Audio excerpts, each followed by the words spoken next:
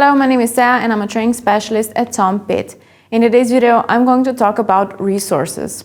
The goal of this lesson is to learn what is a resource, where to find and manage resources in the TomPit system, and the importance of having an option to manage resources directly through the system.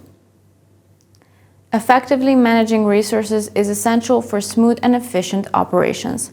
By defining human and non-human resources directly in the system, companies can gain full control over how their workforce, tools, and machinery are organized and utilized. Grouping certain resources into folders, such as separating different teams, departments, or machine types, simplifies resource management.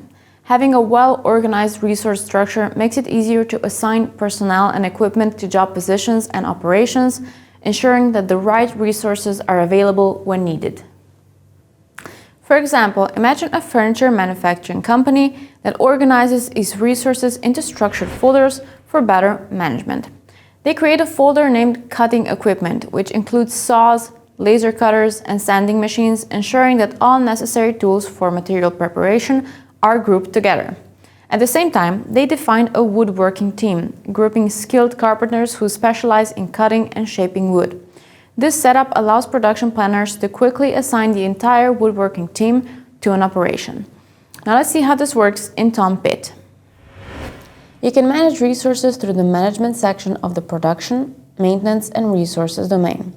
I'm going to access them through resources, selecting management, and lastly, the resources icon.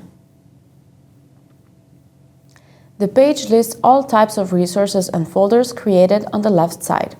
If there haven't been any resources added yet, the page will be blank. To add a new human resource, select the second button at the top, which will open an editing form.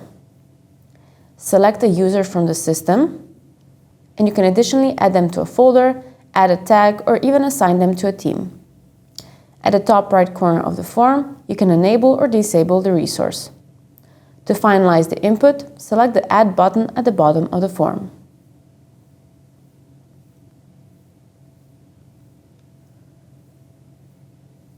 To add a non-human resource, select the third icon at the top of the list. The input form is similar to the human resource one, except you can now add a resource parent, external key, and an article if needed. Input the resource name, and from the tag menu, choose if it's a printer or equipment. You can add it to the folder or create it under a parent. By clicking on the Article tab, a drop-down menu is displayed. Here you can select an article for the resource, for instance instructions or safety guides for the equipment. To save the input, select the Add button at the bottom of the form.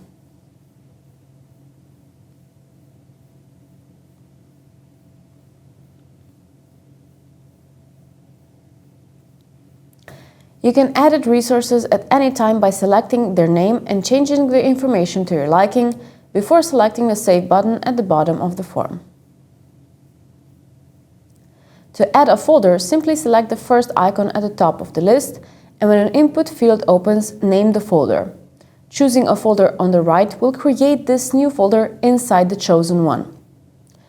Open a folder by clicking on its name. In the same way, you can create a team by selecting the fourth icon on the top of the list.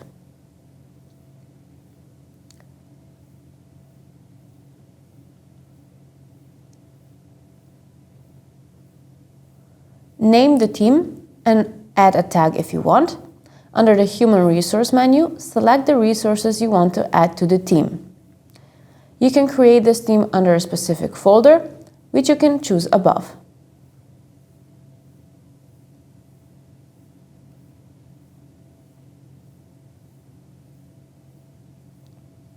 Lastly, select the Save button. All of the resources will be listed on the left side of the screen, or in case they're organized into folders inside those. And with that, we conclude today's lesson on resources. Let's summarize what we've learned in this video.